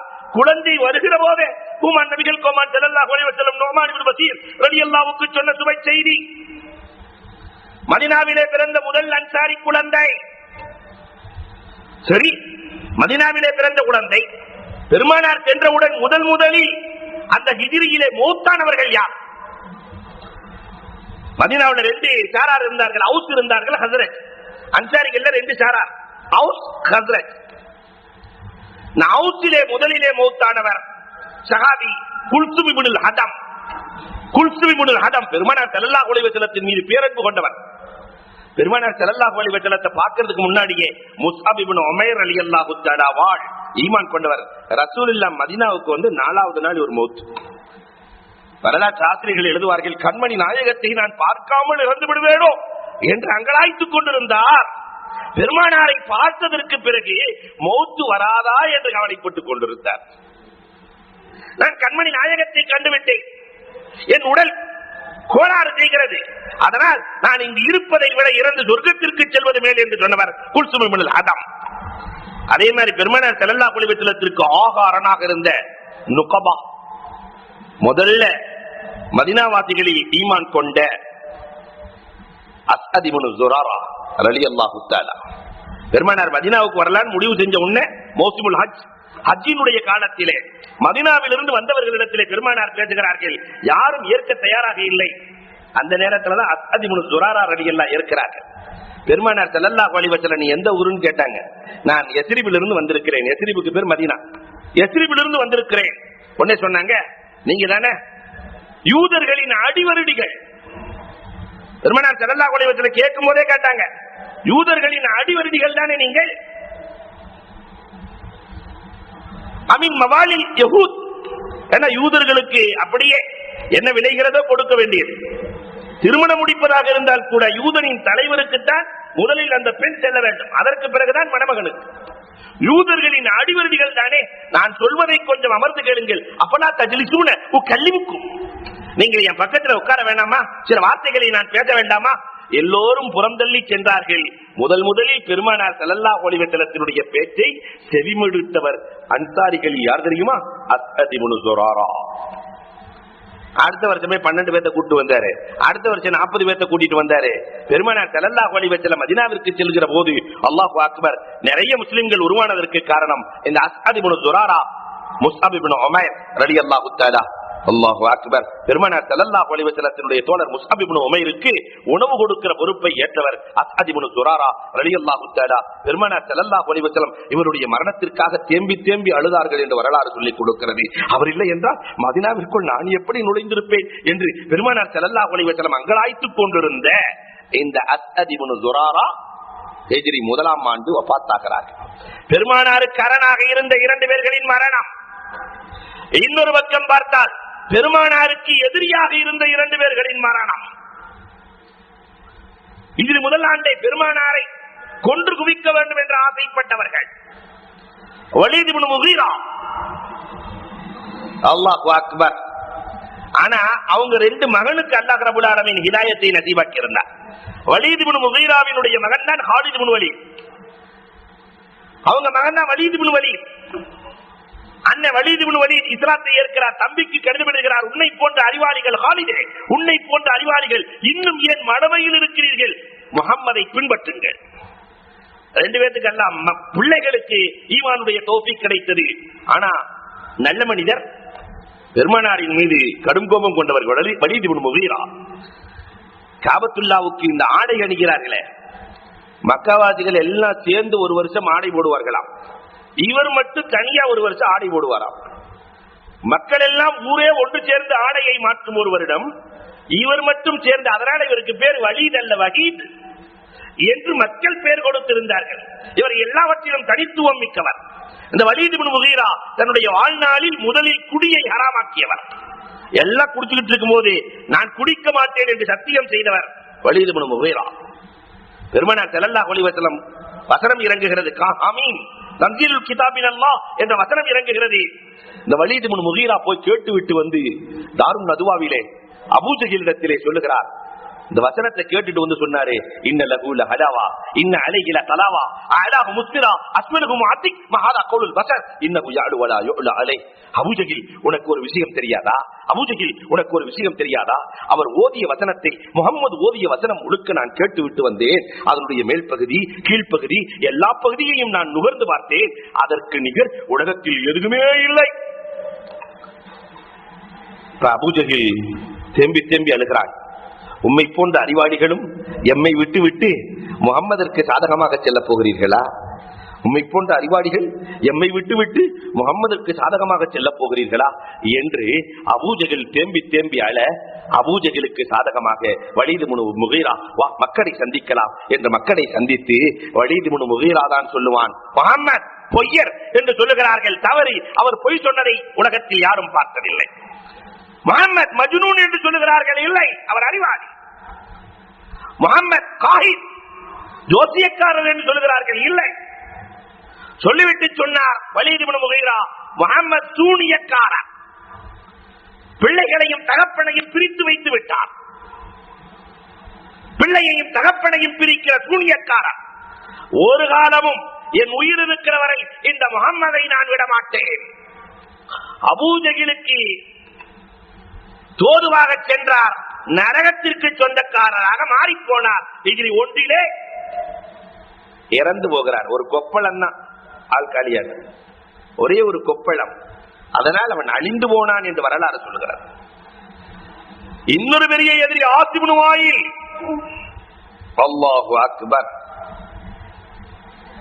பெருமானார் ஸல்லல்லாஹு அலைஹி வஸல்லம் அவர்கள் பள்ளிவாசலுக்குள்ள சகாபாக்களோடு பேசிக் கொண்டிருக்கிற போது இந்த ஆசிப் இப்னு வாயில், பெரிய பணக்காரன், உள்ள நுழைஞ்ச ஆசிப் இப்னு வாயில், முகம்மதின் பேச்சை போய் கேட்கிறீர்களே, அபுத்தார், குழந்தையே இல்ல, இந்த ஆள் பேச்செல்லாம் கேட்கணுமா? வாரிசு இல்லாதவரின் பேச்சை நீங்கள் கேட்கிறீர்களா? பெருமானார் கவலைப்படுகிறார்கள். வாரிசில்லை என்று ஒற்றை வரியில் சொல்லிவிட்டாரு என்று பெருமானார் கவலைப்படுகிறார்கள். உடனே ஜிப்ரீல் அலைஹிஸ்ஸலாம் வசனம் கொண்டு வந்தார்களே, இன்ன ஆத்தைனாக்கல் கௌசர், யார் வாரிசு இல்லாதவர்? உங்களிடத்தில் எவன் பேசுகிறானோ அவன் தான் வாரிசு இல்லாதவன். எல்லாத்தையும் எல்லாம் அழிச்சான். பெருமானாரை பேசுகிறார், எல்லாத்தையும் எல்லாம் அழிச்சான். அவர்கள் பிள்ளைகள் 2 பேர்களுக்கு அல்லாஹ் ரப்பல் ஆலமீன் பெரிய பதவியை கொடுத்தான். ஹிஷாம் இப்னு ஆம், அல்லாஹு அக்பர். ஹிஷாம் இப்னு ஆஸ், அம்ர் இப்னு ஆஸ். யார் அந்த அம்ர் இப்னு ஆஸ்? 3 நாளைக்கு ஒரு குர்ஆனை முடிக்கிற அம்ர் இப்னு ஆஸ். இவருக்கு பிறந்தவர் தான் இந்த ஹிஷாம். அண்ணன் ஹிஷாம் இஸ்லாத்தை ஏற்றதற்காக 7 நாட்கள் வீட்டுக்குள்ளே பூட்டி வைத்து, அல்லாஹு அக்பர், அடித்த அடி, கடுமையான அடி. ஆசிப் இப்னு வாயில், ஈமானை விட வேண்டும், இல்லை என்றால் உன்னை அடித்தே கொள்ளுவேன் என்று 7 நாட்கள் கடும் அடி கொடுத்து அந்த தாயார் உணவுகளை கொடுப்பார்கள் என்று வரலாறு பேசிக் கொண்டிருக்கிறது. தாயிப்புக்கு செல்லுகிற வழியிலே தாகா ரசூல் ஸல்லல்லாஹு அலைஹி வஸல்லம் கேள்விப்படுகிறார்கள், இவன் கொடுக்கிற தொல்லைகள். பெருமானார் யாருக்கும் பத்துவா செஞ்சதில்லை, இல்ல மாஷா அல்லாஹ். ஒரு சிலர்களுக்கு பெருமானார் ஸல்லல்லாஹு அலைஹி வஸல்லம் அவன் கொடுத்த தொல்லைகளுக்காக பெருமானார் பத்துவா செய்தார்கள். அதில் ஒருவன் இந்த ஆசிப் இப்னு வாயில். அல்லாஹும்ம ஸல்லி அலைஹி ஷௌகா மின் ஷௌகத்திலா. பெருமானார் துஆ செஞ்சாங்க, யா அல்லாஹ், ஒரு முல்லை சாட்டு பூமியினுடைய முற்களில் இருந்து இவனை கொல்வதற்கு ஒரு முல்லை சாட்டு. தாயிப்புக்கு செல்லும் போது லேசா ஒரு முள்ளுதான் குத்துச்சு, அவ்வளவுதான். அந்த முள் புறையாக மாறுகிறது. அந்த புறையிலே அவன் இறந்து போகிறான்.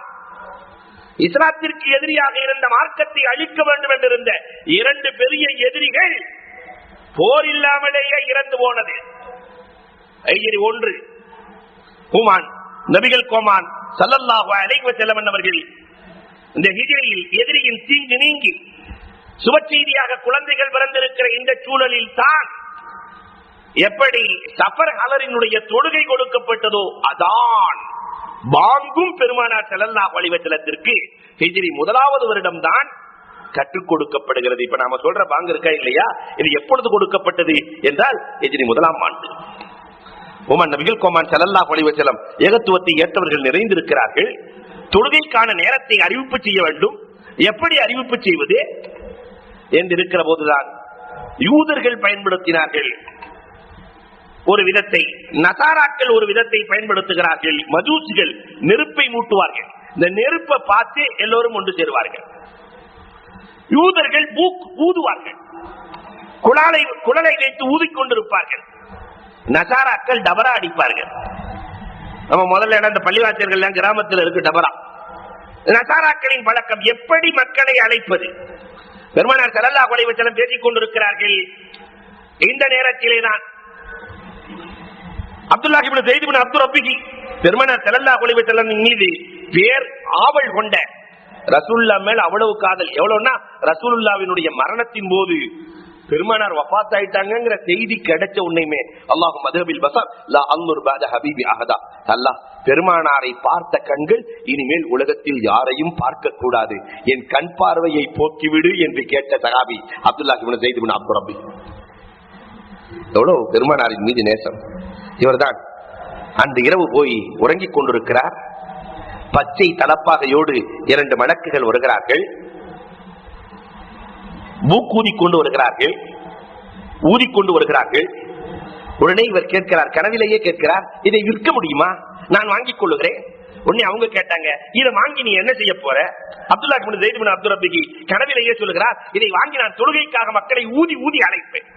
அப்பதான் அந்த 2 பேர் சொன்னாங்க, இதை விட சிறந்த வார்த்தையை நான் சொல்லி தரட்டுமா? அல்லாஹு அக்பர் அல்லாஹு அக்பர் அல்லாஹு அக்பர் அல்லாஹு அக்பர் என்று இந்த வாங்கை சொல்லிக் கொடுக்கிறார்கள். இதை கேட்ட அப்துல்லாஹ் இப்னு ஸைத் இப்னு அப்து ரப்பிஹி கனவு முடிந்தவுடன் வேகமாக புறப்பட்டு தஹஜ்ஜத் நேரம் பெருமானார் ஸல்லல்லாஹு அலைஹி வஸல்லம் இடத்திலே ஓடி வருகிறார்கள். நாயகமே, இப்படி ஒரு கனவு கண்டேன் நாயகமே என்று கனவின் விளக்கத்தை சொல்ல பெருமானார் ஸல்லல்லாஹு அலைஹி வஸல்லம் பிலாலை அழையுங்கள், வஹு அன்தா சௌதா, அவர்தான் குரலில் உயர்ந்தவர், பிலாலுக்கு இதை சொல்லுங்கள். பிலால் ரலியல்லாஹு அன்ஹு சொல்லி கொடுக்கிறாங்க, அல்லாஹு அக்பர் அல்லாஹு அக்பர். பிலால் ரலியல்லாஹு தஆலா கொடுக்கிறார்கள் பாங்கு. இதே கனவை உமர் ரலியல்லாஹு கண்டு கொண்டிருக்கிறார்கள். உமர் ரலியல்லாஹு தஆலா வேட்டியை கட்டக்கூட இல்ல, வேட்டியை இழுத்துட்டு ஓடி வர்றாங்க. பெருமானாரிடத்தில் வந்தார்கள், நாயகமே நாயகமே, இது என்ன வார்த்தை? நான் கனவிலே பார்த்த வார்த்தை நினைவிலே நடந்து கொண்டிருக்கிறதே. இல்ல, அப்துல்லாஹ் இப்னு ஸைத் இப்னு அப்து ரப்பிஹி கனவு பார்த்து வந்து சொன்னார்கள். உமர் ரலியல்லாஹு தஆலா அங்கலாய்த்தார்களாம், நான் முன்னால் ஓடி வந்திருந்தால் கியாமத் வரை வாங்கு சொல்லப்படுகிற நன்மையெல்லாம் எனக்கு வந்திருக்குமே. உலகத்திலே எங்கெல்லாம் வாங்கு சொல்லப்படுகிறதோ அத்தனை நன்மைகளும் ஒரு ஷேர் யாருக்கு செல்கிறது? இன்னைக்கு அந்த சஹாபியினுடைய பேரே நம்ம சமூகத்துக்கு தெரியாது. அப்துல்லாஹ் இப்னு ஸைத் இப்னு அப்து ரப்பிஹி இந்த சஹாபி. அல்லாஹு அக்பர். அங்கிருந்துதான் பாங்கு கடமையாக்கப்படுகிறது. ஷாஃபி மதுஹப்ல தர்ஜீக்கு சொல்லுவார்கள். இவர் அழகான வரலாறு. அஷ்ஹது அல்லா இலாஹ இல்லல்லாஹ் என்று சொல்லிவிட்டு மெதுவாக அஷ்ஹது அல்லா இலாஹ இல்லல்லாஹ், அஷ்ஹது அன்ன முஹம்மது ரசூலுல்லாஹ், அஷ்ஹது அன்ன முஹம்மது ரசூலுல்லாஹ் என்று 2 முறை சொல்லுவார்கள். தர்ஜீ சத்தமா ஒன்னு சொல்லிட்டு அதுக்கப்புறம் மெதுவாக, சப்தமாக சொல்லிவிட்டு மெதுவாக. இது ஷாஃபி மதுஹப்ல இருக்கு. இதற்கு பேர் தர்ஜீ என்று சொல்லுவார்கள். இது எப்படி உருவானது? பெருமானார் ஸல்லல்லாஹு அலைஹி வஸல்லம் பயணத்திலே சென்று கொண்டிருக்கிற போது ஒரு இடத்திலே பெருமானார் தங்குகிறார்கள், தண்ணீர் உள்ள இடத்திலே தங்குகிறார்கள். பாங்கு நேரம் பிலால் பாங்கு சொல்லுகிறார். அபு மஹதூரா 9 வயசு சின்ன பிள்ளை, ஆனா குரல் அழகான குரல், நம்ம யூசுப் குரல் மாதிரி. இது ஒரு அழகான குரல் இல்லையா? பாங்கு சொல்ல சொல்ல அவர் கிண்டலுக்கு சொல்லுகிறார். இவங்க பிலால் ரலியல்லாஹு அல்லாஹு அக்பர் அல்லாஹு அக்பர் என்று சொல்ல, சின்ன பிள்ளை தானே அபு மஹதூரா 9 வயசு, அவரும் அல்லாஹு அக்பர் அல்லாஹு அக்பர். குரல் பிலால் ரலியல்லாஹு சீன்ல வராது. அதுக்காகவே பெரிய போராட்டம் நடந்துச்சு. சீன் வரல, அதனால பாங்கு சொல்ல வேணாம் என்று தள்ளி வைக்க ஜிப்ராயீல் அலைஹிஸ்ஸலாம் வந்தாங்க. எங்க பிலாலின் பாங்க காணவில்லையே. இது நீண்ட வரலாறு. இவர் அழகாக குரல் கொடுக்கிற போது பெருமானார் ஆளை புடிச்சிட்டு வாங்கட்டாங்க. 9 வயது சிறுவன் அபு பஹதூரா பிடித்து வரப்படுகிறார். பெருமானார் ஸல்லல்லாஹு அலைஹி வஸல்லம் அவர்கள் பாங்கு சொல்லுனாங்க, பிலால் சொல்லிக் கொடுங்கள். பிலால் ரலியல்லாஹு தஆலா அல்லாஹு அக்பர் அல்லாஹு அக்பர் அழகான குரலிலே அல்லாஹு அக்பர் அல்லாஹு அக்பர் அஷ்ஹது அல்லா இலாஹ இல்லல்லாஹ் என்று பிலால் ரலியல்லாஹு சொல்லுகிற போது இவர் ஆரம்பிக்கிறார், அஷ்ஹது அல்லா இலாஹ இல்லல்லாஹ். பெருமானார் தன்னுடைய கையை தூக்கி தலையிலே வைத்தார்கள். கையை தலையிலே வைத்தார்கள். ஈமான் கல்விலே இறங்கியது.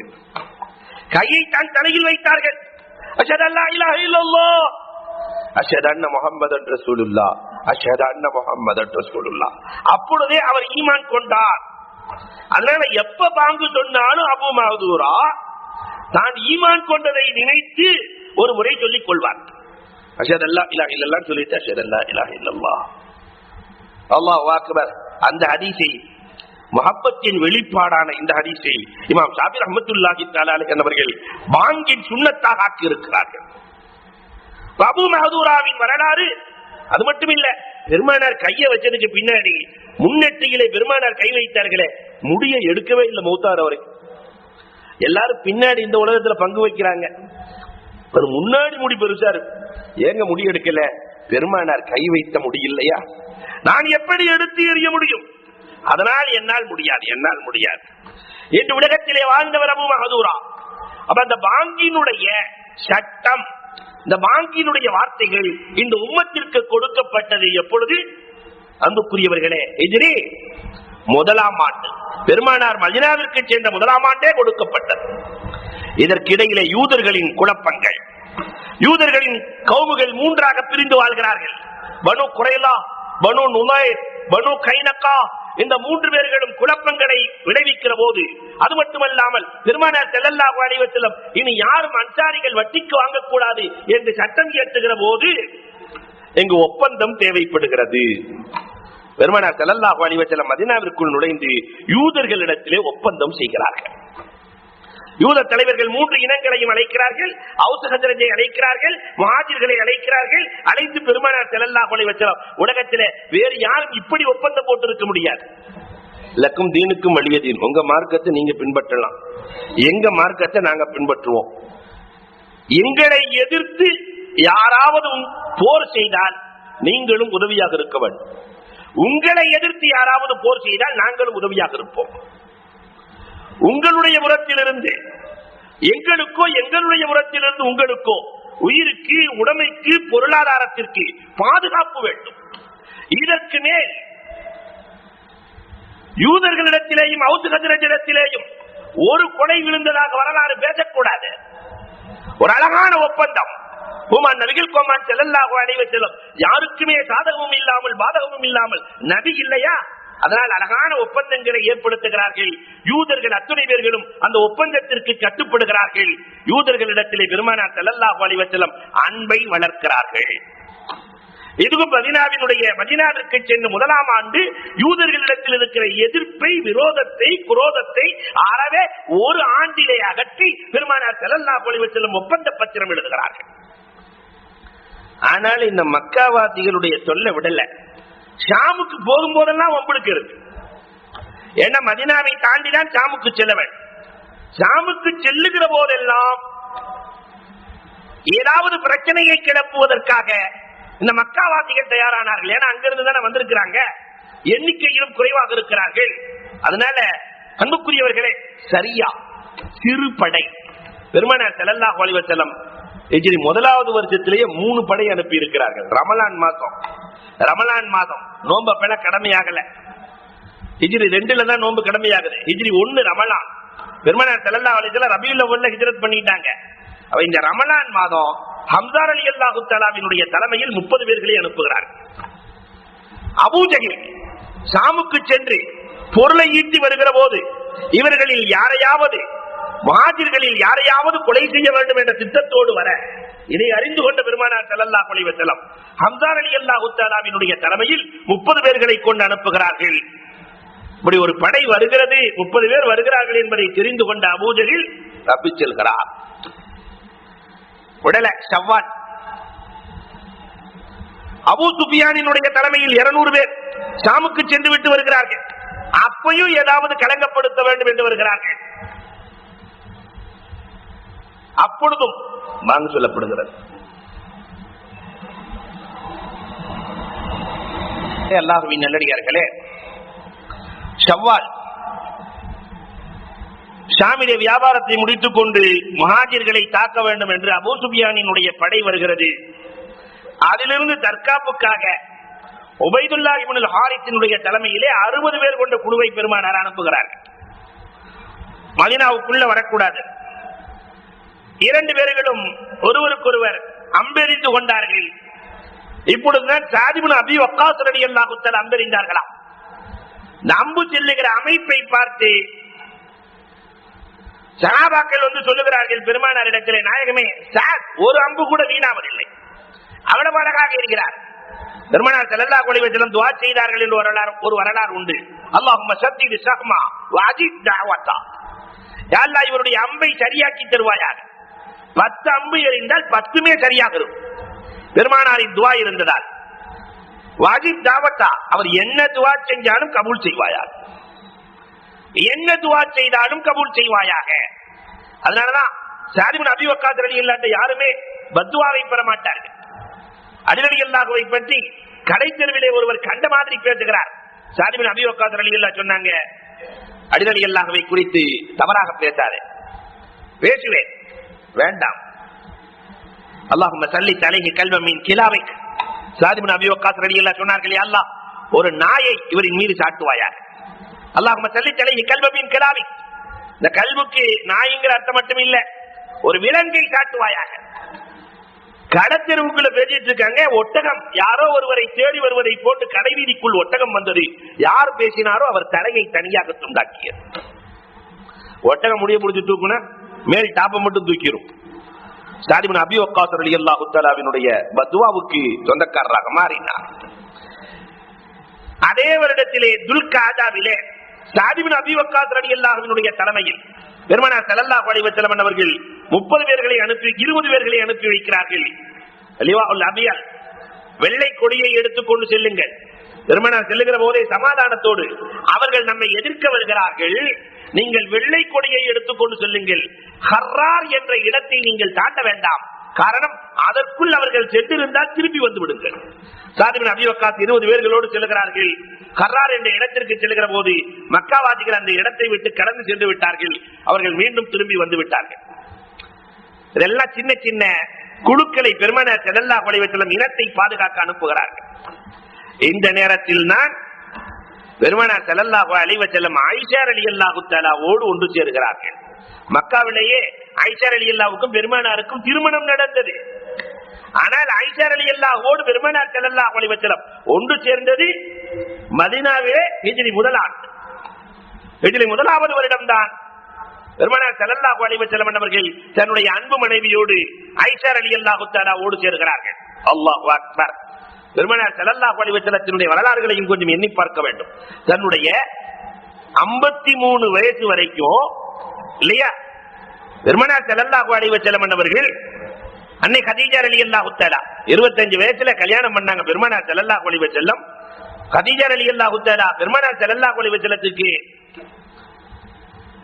ஹிஜ்ரி 51 வஃபாத் ஆகறாங்க.